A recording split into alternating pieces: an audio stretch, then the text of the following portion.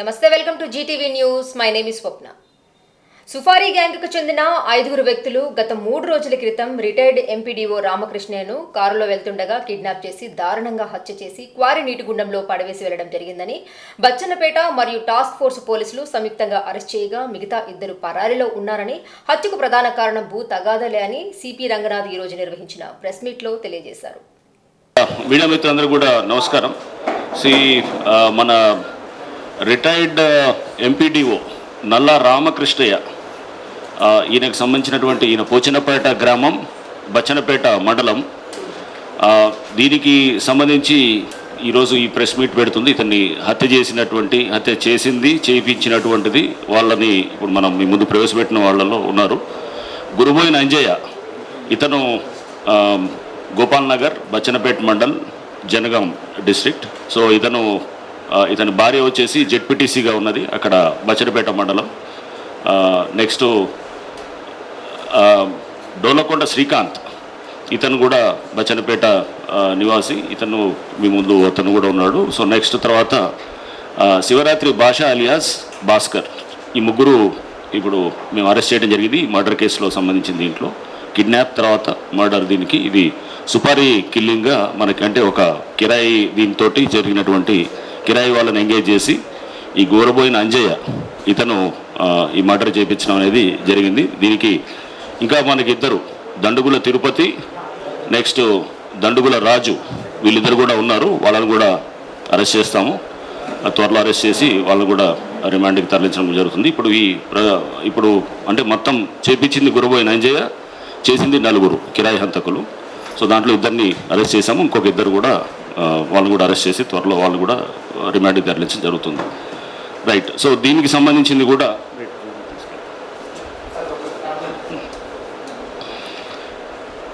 దీనికి సంబంధించిన డీటెయిల్స్ కూడా నేను మీ ముందు ఇప్పుడు పెట్టడం జరుగుతుంది.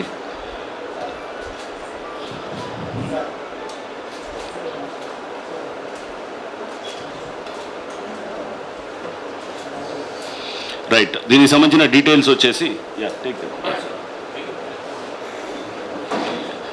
ఇది ప్రధానంగా ల్యాండ్ ఇష్యూస్ సంబంధించి దాంట్లో జరుగుతున్నటువంటి, అంటే ఈ నల్లా రామకృష్ణయ్యకి అండ్ అట్లానే ఈ గురబోయిన అంజయ్య ఎవరైతే కనుక ఇతను జెడ్పీటీసీ భర్త ఉన్నాడో, వీళ్ళకి మధ్యలో జరుగుతున్నటువంటి ఈ ల్యాండ్ ఇష్యూలో జరుగుతున్నటువంటి గొడవలు. అంటే ల్యాండ్ ఇష్యూలో మెయిన్గా ఏంటంటే జరుగుతున్నది కూడా 3 ఇష్యూస్ ఉన్నాయి.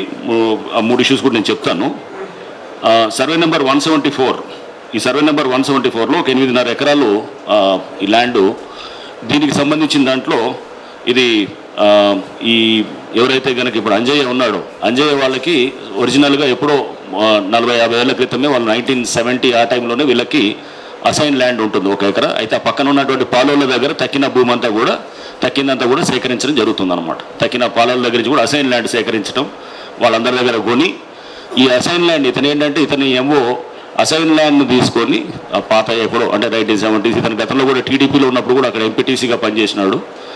తర్వాత ఈ మధ్య 2017 ఆ టైంలో పార్టీలో టీఆర్ఎస్ పార్టీలో చేరినాడు. ఆ తర్వాత కూడా వీళ్ళ భార్య జెడ్పీటీసీ అయినది. సో అయితే దీంట్లో ఇప్పుడు జరిగింది ఏంటంటే, ఇతను అక్కడ అసైన్ ల్యాండ్స్ వాటిల్లో తీసుకొని తక్కువ రేటుకు తీసుకొని తర్వాత ఇతను వాటితోటి అక్కడ ఈ ప్లాట్లది ఇది చేయటం కూడా జరుగుతున్నది అనమాట. సో కొన్ని రికార్డులలో కూడా ఏం చేస్తున్నారంటే వాళ్ళు పట్టా కూడా ఇతని పేరు మీద చేయించుకోవటము. ఈవెన్ పహానీలో కూడా అంటే 1970s అప్పటి నుంచి వీళ్ళ పాలల దగ్గర వస్తున్న భూములు ఇవన్నీ కూడా వీళ్ళు అసైన్ ల్యాండ్స్లో తీసుకుంటూ ఎప్పుడైతే పక్కన ఉన్న వాళ్ళందరూ కూడా దాదాపు అది 9 ఎకరాలు దాకా ఉంది, 20.5 ఎకరాలు. అవన్నీ కూడా ఇతను అంత సేకరించి ఇతను తక్కువ రేట్లో తీసుకోవటం, తర్వాత కాస్తులో కూడా వీళ్ళ పేర్లే వస్తుండే అన్నట్టు. అంటే పహానీలో కూడా వీళ్ళ పేరు వస్తుండే, పట్టాలో కూడా వీళ్ళ పేరు వస్తుండే. అయితే ఇదంతా కూడా తర్వాత ఇతను క్వశ్చన్ చేస్తుండే, నల్లా రామకృష్ణ అనే ఇతను క్వశ్చన్ చేస్తుండేవాడు. క్వశ్చన్ చేస్తూ రిటైర్డ్ ఎంపీడీఓ, దాదాపు 70 సంవత్సరాలు ఉంటుంది. ఇతను క్వశ్చన్ చేయడంతో అతను కోర్టులో కూడా వేస్తాడు. కోర్టులో కూడా జరుగుతుంది. ఈ మధ్య లిటిగేషన్ జరిగితే ధరణిలో కూడా ఎంటర్ కాకుండా ఆగిపోతుంది అనమాట. ధరణిలో అవ్వదు. సో ఈ మామూలుగా గతంలో మనకు తెలుసు పాత సిస్టమ్ ఉండేది అంతా, ఏది పహానీళ్ళు ఎక్కించుడు ఇదంతా ఉండేది. దాంతో ఇష్టమైనట్టు నడుస్తుండే అనమాట. అప్పుడు ఆ పాత సిస్టంలో మనకి కనుగొన్న దాన్ని బట్టి ఏంటంటే దాంతో పట్టాలో పేరు మార్చుకోవడం, అసైన్ ల్యాండ్ కూడా వీళ్ళ పేరు మీద పట్టాకి ఇచ్చుకుంటారు అనమాట. అది చేసుకుని పాత దాంట్లో జరిగినటువంటి సిస్టమ్ అనమాట. అక్కడ లోకల్గా మేనేజ్ చేసుకుని వీళ్ళు చేసిన సిస్టమ్ ఇది. సో ఇది జరుగుతుంటే తర్వాత ఇది కోర్టులో మ్యాటర్ ఉండేటప్పటికి దీని మీద ధరణిలో అది బ్లాంక్ పెడతారు, అది కాదు. ఆ తర్వాత కూడా దీంట్లో ప్లాట్లు కూడా వీళ్ళు అంతకుముందే ప్లాట్లు చేస్తారు. ప్లాట్లు చేసిన దాని మీద ఇది తర్వాత గవర్నమెంట్ ల్యాండ్ అని చెప్పి ఏదైతే కోర్టుకి వెళ్ళిందో అది వాళ్ళు గవర్నమెంట్ ల్యాండ్ అని చెప్పి వాళ్ళు పెడతారు. సో ఇతను హైకోర్టు నుంచి స్టేటస్ క్వార్టర్ తీసుకొస్తాడు, తెచ్చి ఇది ఇట్లా ఈ విధంగా లిటిగేషన్ నడుస్తుంది. ఇది ఒకటి. అంటే సర్వే నెంబర్ 174లో ఉన్నటువంటి ఈ భూమి, దీనికి సంబంధించి రామకృష్ణయ్య వెనకాల ఉండి ఇతను వెనకాల నుంచి చేస్తున్నాడు అనేటటువంటిది ఇది ఒకటి. నెక్స్ట్ ఇంకొకటి కూడా ఇట్లానే ఇది బొందలగడ్డ ఉన్నాడు అక్కడ. ఆ బొందలగడ్డకు సంబంధించి 2 ఎకరాల్లో కూడా వీళ్ళు పాలనతోటి పంచాయతీ ఉన్నది. దాంట్లో కూడా ఇతను వీళ్ళ భూమిలో కలుపుకున్నాడు అనే దాని విషయంలో కూడా దాంట్లో కూడా రామకృష్ణ ప్రమేయం ఉన్నదనేది ఇతని ఇది అన్నట్టు. నెక్స్ట్ అట్లానే ఇతను పోచన్నపేటలో ఒక 8.5 ఎకరాలు ల్యాండ్ కొన్నాడు. వీళ్ళ అల్లుడు అమెరికాలో ఉంటాడు. వీళ్ళ అల్లుడు పేరు మీద 8.5 ఎకరాలు కొన్నాడు. దీంట్లో కూడా ఒక 5 ఎకరాలది దానికి సంబంధించిన పట్టా క్యాన్సిల్ చేసినారు. ఎందుకంటే అది అసైన్ భూమి అని చెప్పి ఇతను రామకృష్ణ పెట్టినటువంటి లోకాయుక్తలో, నెక్స్ట్ ఇట్లానే హ్యూమన్ రైట్స్ కమిషన్లో ఇట్లా వివిధ దీంట్లో పెట్టిన దాని మీద ఆ తర్వాత అక్కడ ఉన్నటువంటి రెవెన్యూ వాళ్ళు దాన్ని క్యాన్సిల్ చేయడం కూడా జరుగుతుంది. పట్టాను కూడా క్యాన్సిల్ చేసి ఇట్లా రకరకాల ఇష్యూస్లో నెక్స్ట్ ఇతను మనకి ఇప్పుడు ఇంట్రాగేషన్లో మనకి ఇప్పుడు ప్రాథమికంగా అంటే ప్రిలిమినరీ స్టేజ్లోనే ఉన్నది ఇంట్రాగేషన్. ఎందుకంటే ఈరోజు మార్నింగ్ అరెస్ట్ చేయడం జరిగింది. చేసి బాడీని కూడా మనం అక్కడ ఏదైతే కనుక చంపక్ హిల్స్ అని ఉన్నాయి జనగాం పోలీస్ స్టేషన్ పరిధిలో, అక్కడ బాడీని కూడా రికవర్ చేయడం కూడా జరిగింది. సో ఇది అంజయ్య దీంతో పాటు మనకి ఇంకొక 2 మనకి వేరే ఇతర అంటే మెయిన్గా ఇంకొక వాళ్ళ బామ్మరిది భార్యను కూడా మర్డర్ చేసిన విషయం కూడా అది కూడా చెప్పాడు, అడ్మిట్ అయినాడు. సో అది సుభద్ర అని చెప్పేసి ఈమెని పోయిన సంవత్సరం అంటే అక్టోబర్ 20వ తారీఖున ఈ మర్డరు సుభద్ర అనే ఆమెని చంపడం జరుగుతుంది. ఈ సుభద్ర అనే ఆమెని చంపడానికి కూడా దాంట్లో మెయిన్గా తిరుపతి రాజు అనేవాళ్ళు వాళ్ళిద్దరూ స్ట్రాంగులేషన్ అంటే వాళ్ళు గొంతు నిలిమి చంపుతారన్నమాట. గొంతు నిలిమి చంపడం చేస్తారు. సో ఇది 20th October 2022 ఆ సంవత్సరంలో అప్పుడు అంటే పోయిన సంవత్సరం జరిగింది. దీంట్లో మెయిన్గా కారణం ఏంటంటే ఈ సుభద్ర అనే ఆమె కూడా ఈమె యాక్చువల్గా వీళ్ళ భర్త వీళ్ళంటే అంజయ్య వాళ్ళ బామ్మర్ది 2012లో చనిపోతాడు. చనిపోతే అంజయ్య వాళ్ళ బామ్మర్ది అంటే వాళ్ళ మామ కొడుకు అనమాట. వాళ్ళ మామ కొడుకు అంటే అంజయ్య ఒక అమ్మాయిని చేసుకుంటాడు, ఇంకొక అమ్మాయిని అంటే వాళ్ళ వదిన ఉంటుంది. వీళ్ళిద్దరికి వీళ్ళ మామ 2 ఎకరాలు భూమి పంచుతాడు అన్నమాట. పంచి మామ ఎందుకంటే భార్య వెళ్ళిపోతుంది, 2012లో భార్య వదిలేసి వెళ్ళిపోతే ఎవరు ఈ సుభద్ర అనే ఆమె చనిపోయిన తర్వాత వెళ్ళిపోయిన తర్వాత ఇతను ఈ భూమిని 2 ఎకరాలు పంచితే తర్వాత ఈ మధ్య సుభద్ర వచ్చి ఈయన అంటే ఈ మధ్య అంటే లాస్ట్ ఇయర్ 2022లో వచ్చి ఆమె దున్నటం మొదలెట్టినప్పుడు దాంట్లో ఇష్యూ వచ్చి తర్వాత ఈ సుభద్రని కూడా ఒక 2.5 లక్షల సుపారీతోటి అప్పుడు తిరుపతి అండ్ రాజు వీళ్ళకిచ్చి అప్పుడు పోయిన సంవత్సరం అక్టోబర్లో చంపడం జరుగుతుంది. ఆ తర్వాత వాళ్ళకి డౌట్ వస్తుంది. తర్వాత వాళ్ళకి డౌట్ వచ్చి దాని మీద 174 సస్పీషియస్ ఒక నెల తర్వాత దీన్ని 174 సస్పీషియస్ కేసు తర్వాత రిజిస్టర్ అవుతుంది. అంటే ఇది 20th November రోజున దాన్ని బాడీని కూడా ఎగ్జూమ్ చేస్తారు. ఎగ్జూమ్ చేసిన తర్వాత అది సరైన కారణాలు అది తేలికపోవడంతో అది ఆ కేసు అట్లా పెండింగ్ ఉన్నదన్నమాట. సో ఇప్పుడు దాంట్లో కూడా ఇతను అడ్మిట్ అవ్వటం కూడా జరిగి దాంట్లో జరిగిన విధానాన్ని అంతా కూడా వీళ్ళు తిరుపతి అండ్ రాజు కూడా వీళ్ళంతా కూడా క్లియర్గా చెప్పడం జరిగింది. సో ఇదంతా కూడా మనం వీళ్ళని ఇంట్రాగేట్ చేసినప్పుడు వచ్చిన విషయాలు ఇవన్నీ కూడా. సో దీంట్లో ప్రధానంగా టాస్క్ ఫోర్స్ ఆఫీసర్స్ మన జితేందర్ అట్లానే మన జితేందర్ భర్త మన రాంబాబు కూడా ఉన్నారు. అండ్ వీళ్ళు ఇంకా ఎస్ఐ దేవేందర్ కూడా వీళ్ళ టాస్క్ ఫోర్స్ వాళ్ళ సిబ్బంది. అండ్ అట్లానే మనకి జనగాం వైపు నుంచి west zone DCP Sitaram, Jangaon ACP Devender and Narmetta CI Nagababu and Bachannapet SI Naveen. So వీళ్ళ సహకారం కూడా తీసుకొని ఇదంతా కూడా ఈ కేసెస్ మనం బయటికి తీసుకోవడం జరిగింది. సో దీనికి సంబంధించిన కొంత సీజర్స్ కూడా చేశాము. ఇవన్నీ కూడా దీంట్లో ఈ కుట్ర కోణం అంటే దాదాపు లాస్ట్ ఇయర్ డిసెంబర్ నుంచి ఈ పర్టికులర్ మర్డర్ కేసులో ఏదైతే మన రామకృష్ణ మర్డర్ కేసులో లాస్ట్ ఇయర్ డిసెంబర్ నుంచి జరుగుతుంటుంది. జరుగుతూ పలు సందర్భాల్లో కూడా గూగుల్ పే ద్వారా కూడా అమౌంట్ అంతా కూడా ట్రాన్స్ఫర్ చేయటం కూడా జరుగుతుంది. ట్రాన్స్ఫర్ చేసి తర్వాత వాట్సాప్ కమ్యూనికేషన్ జరిగింది. వాట్సాప్ కూడా రిట్రీవ్ చేస్తాం, తర్వాత రిట్రీవ్ చేసి అదంతా కూడా కోర్టుకి పెట్టడం కూడా జరుగుతుంది. సో కావాల్సిన ఎవిడెన్స్ కూడా అంతా సేకరిస్తున్నాము. సో ఈ జరిగిన దీంట్లో ఫోన్స్ కూడా సీజ్ చేయడం కూడా జరిగింది. అండ్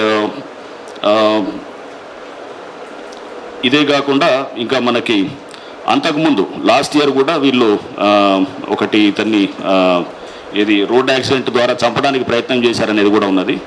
సో దాంట్లో కూడా వీళ్ళు ప్రయత్నం చేసినారు, కానీ అది యాక్చువల్గా అది విఫలమవుతుంది, అది జరగదు. సో అది దానికి సంబంధించిన కేసు కూడా అది కూడా ఇప్పుడు 307 కేసు కూడా అదే అవుతుంది. లాస్ట్ ఇయర్ అది ఎప్పుడంటే దాదాపు జూన్లో అనుకుంటా, 15th జూలై లాస్ట్ ఇయర్ ఆ టైంలో కూడా ఇతను రామకృష్ణ బేసికల్గా ఏంటంటే అక్కడ ఇతను ఏదైతే కనుక ఇతను చేస్తున్న దానికి ఇతను కోర్టులకు లిటిగేషన్ను ఇది పెడుతూ ఇతను అడ్డంకి పెడుతున్నాడు అనే దాంతో ఇతని మీద పగ పెంచుకోవడం జరుగుతుంది. పగ పెంచుకొని ఈ రామకృష్ణయ్యని ఎలిమినేట్ చేయడానికి ఒక సుపారీ గ్యాంగ్ ఏదైతే తిరుపతి అండ్ వీళ్ళ అదర్స్ని ఆ గ్యాంగ్కి సంబంధించిన వాళ్ళని ఎంగేజ్ చేసి చంపడం జరుగుతుంది. సో ఒకటి రామకృష్ణయ్యది, రెండోది వాళ్ళ ఏదైతే కనుక వాళ్ళ బామ్మర్ది ఒక్క భార్య సుభద్ర, ఈ 2 కేసెస్లో కూడా ఇప్పుడు అరెస్ట్ చేస్తాము. నెక్స్ట్ 307 కేసులో కూడా దాంట్లో కూడా అరెస్ట్ చేస్తాము. ఏదైతే కనుక లాస్ట్ ఇయర్ అటెంప్ట్ చేశారో అప్పుడు లాస్ట్ ఇయర్ అటెంప్ట్ చేసినప్పుడు ఆ రోడ్ యాక్సిడెంట్ కారు నడుపుతున్నది అంజయ్యతో పాటు జలంధర్ అని చెప్పేసి వీళ్ళిద్దరు నడుపుతూ రోడ్ యాక్సిడెంట్ కూడా ప్రయత్నం చేస్తారు. బట్ అది వర్కౌట్ కాదు, అది యాక్చువల్ అనుకున్నది వర్కౌట్ కాదు. సో ఇది జరుగుతుంది. సో దీస్ ఆర్ ద ఇది. అండ్ దీంట్లో ఎవరెవరైతే కనుక ఆఫీసర్స్ నెగ్లిజెంట్గా యాక్ట్ చేశారో వాళ్ళందరి మీద కూడా మేము ఎంక్వైరీ చేస్తాము. తప్పకుండా చర్యలు ఉంటాయి. ఎవరైతే కనుక దీంట్లో సరిగా యాక్ట్ చేయలేదో వాళ్ళందరినీ కూడా ఐడెంటిఫై చేస్తాం 1-2 డేస్లో చేసి వాళ్ళ మీద అక్కడ స్థానికంగా ఉండే అధికారులు ఎవరెవరైతే దీంట్లో ఈ ల్యాబ్సెస్లో బాధ్యులు ఉంటారో వాళ్ళందరినీ కూడా 2-3 రోజుల్లో వాళ్ళ మీద చర్యలు కూడా ఖచ్చితంగా ఉంటాయన్నమాట.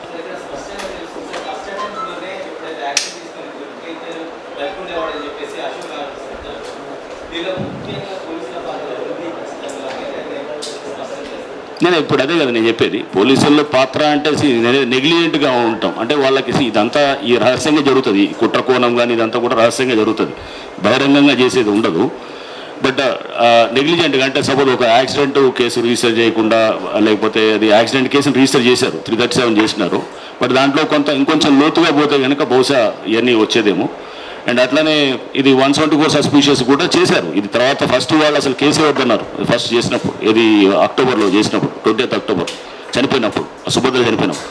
ఆ తర్వాత 1 month తర్వాత కూడా అప్పుడు అక్కడ స్థానిక పోలీసులు కూడా అప్పుడున్న సిపి తరుణ్ జోషి గారు ఉన్నారు, వారిని మాట్లాడి అప్పుడు కన్విన్స్ చేసి అప్పుడు కేసు రిజిస్టర్ చేసి బాడీని కూడా ఎగ్జామ్ చేశారు.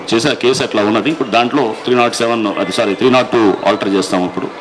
సో ఇది దీంట్లో ప్రధానంగా ఇప్పుడు మనకి ఈసారి కూడా అంటే వాళ్ళు తప్పించుకోవడానికి ప్రయత్నం చేశారు, కానీ మనం ఖచ్చితంగా దాంట్లో డీటెయిల్గా పోలీసు ఇంట్రాగేషన్ ఇదంతా కూడా జాగ్రత్తగా వర్కౌట్ చేయడంతో కేసెస్లో ఇమ్మీడియట్గా మొత్తం కూడా అంతా బయటకు వచ్చింది.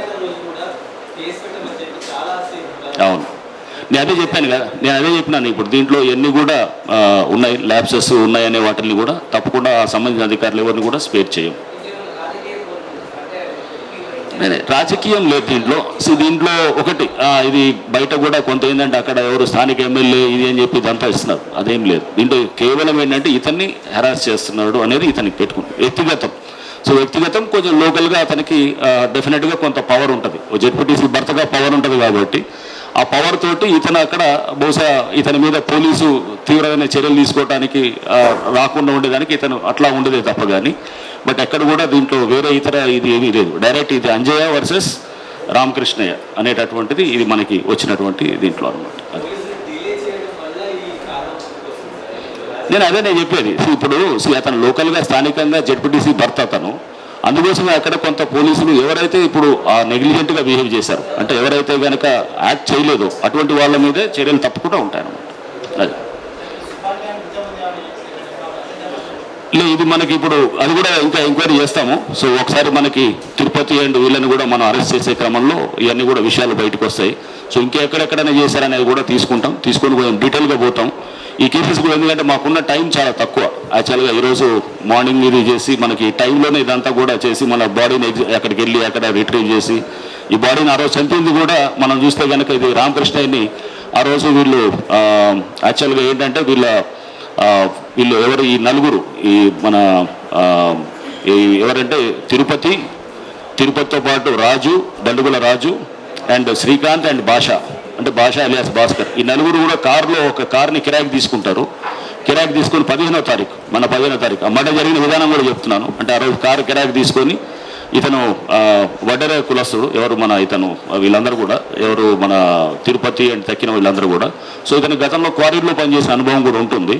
సో ఇతను ఏం చేస్తాడు, ఈ తిరుపతి అక్కడ కార్ని కిరాయికి తీసుకున్న తర్వాత ఈ ఎవరైతే ఈ రామకృష్ణయ్య బైక్ మీద వస్తున్నప్పుడు వాళ్ళ విలేజ్ వైపు వెళ్తున్నప్పుడు ఇతను బండి ఆపి అక్కడ బండిని అక్కడే స్టాండ్ వేయించిన తర్వాత ఇతన్ని తీసుకొని కారులో కిడ్నాప్ చేసి తీసుకొని అక్కడ వేరే ఒక నిర్మానుష అనే ప్రాంతం ఉంటుంది, అక్కడ తీసుకెళ్ళి అక్కడ స్ట్రాంగులేట్ చేయటం అంటే ఒక టవల్ తోటి చంపటం చేసిన తర్వాత కార్ని అతన్ని డిక్కీలో పెట్టి తీసుకొని ఎక్కడైతే చెప్పారో చెప్పాక గుట్టలను ఉన్నాయి, గుట్టల దగ్గర జనగాం ఏరియాలో దూరం లోపలికి ఉంటాయి.